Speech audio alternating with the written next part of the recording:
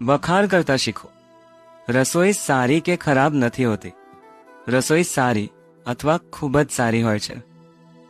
જમી તો લીધું અને રોજ જમો છો, પણ એ બનવામાં શું શું લાગે છે શું તમે જાણો છો?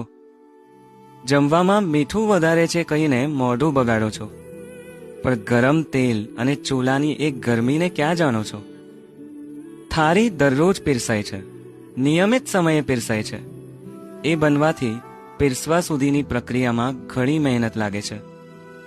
કમરનો દુખાવો, શાકભાજીવાળા સાથેની રકઝક, એ ચૂલાની ગરમી અને રસોડામાં કારીગર જેવી લગન. એ સ્વાદ લાવવાના હજારો જતન, જેથી જમીને ખીલી ઉઠે તમારું મન. બસ આ જ ઈચ્છાથી રોજ થાળી પીરસાય છે. એ બનાવનારના વખાણ ક્યારેક તો કરી દો, અને આવું જો રોજ કરી દો તો થાળી પીરસનાર શું, થાળી પણ મલકાશે. સાચે જ મજા આવી જશે. કેટલાય એવા છે જેમને આ મળતું પણ નથી.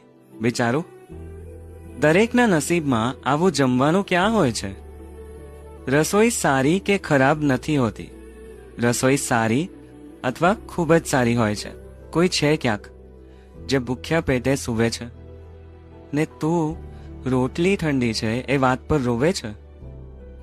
વખાણ કરતા શીખો. રસોઈ સારી કે ખરાબ નથી હોતી. રસોઈ સારી અથવા ખૂબ જ સારી હોય છે.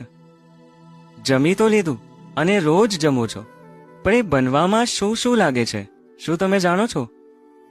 જમવામાં મીઠું વધારે છે કહીને મોઢું બગાડો છો, પણ ગરમ તેલ અને ચૂલાની એક ગરમીને ક્યાં જાણો છો? થાળી દરરોજ પીરસાય છે, નિયમિત સમયે પીરસાય છે. એ બનવાથી પીરસવા સુધીની પ્રક્રિયામાં ઘણી મહેનત લાગે છે. કમરનો દુખાવો, શાકભાજીવાળા સાથેની રકઝક, એ ચૂલાની ગરમી અને રસોડામાં કારીગર જેવી લગન. એ સ્વાદ લાવવાના હજારો જતન, જેથી જમીને ખીલી ઉઠે તમારું મન. બસ આ જ ઈચ્છાથી રોજ થાળી પીરસાય છે. એ બનાવનારના વખાણ ક્યારેક તો કરી દો, અને આવું જો રોજ કરી દો તો થાળી પીરસનાર શું, થાળી પણ મલકાશે. સાચે જ મજા આવી જશે. કેટલાય એવા છે જેમને આ મળતું પણ નથી. વિચારો, દરેકના નસીબમાં આવું જમવાનું ક્યાં હોય છે? રસોઈ સારી કે ખરાબ નથી હોતી. રસોઈ સારી અથવા ખૂબ જ સારી હોય છે. કોઈ છે ક્યાંક જે ભૂખ્યા પેટે સૂવે છે, ને તું રોટલી ઠંડી છે એ વાત પર રોવે છે. વખાણ કરતા શીખો. રસોઈ સારી કે ખરાબ નથી હોતી. રસોઈ સારી અથવા ખૂબ જ સારી હોય છે. જમી તો લીધું અને રોજ જમો છો, પણ એ બનવામાં શું શું લાગે છે શું તમે જાણો છો? જમવામાં મીઠું વધારે છે કહીને મોઢું બગાડો છો, પણ ગરમ તેલ અને ચૂલાની એક ગરમીને ક્યાં જાણો છો? થાળી દરરોજ પીરસાય છે, નિયમિત સમયે પીરસાય છે. એ બનવાથી પીરસવા સુધીની પ્રક્રિયામાં ઘણી મહેનત લાગે છે. કમરનો દુખાવો, શાકભાજીવાળા સાથેની રકઝક, એ ચૂલાની ગરમી અને રસોડામાં કારીગર જેવી લગન. એ સ્વાદ લાવવાના હજારો જતન, જેથી જમીને ખીલી ઉઠે તમારું મન.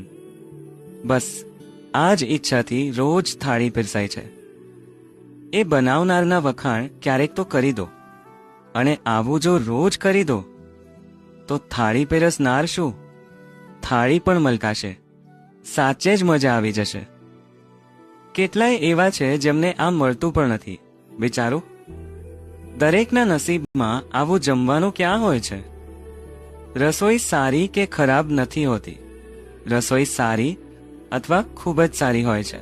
કોઈ છે ક્યાંક જે ભૂખ્યા પેટે સૂવે છે, ને તું રોટલી ઠંડી છે એ વાત પર રોવે છે. વખાણ કરતા શીખો. રસોઈ સારી કે ખરાબ નથી હોતી. રસોઈ સારી અથવા ખૂબ જ સારી હોય છે.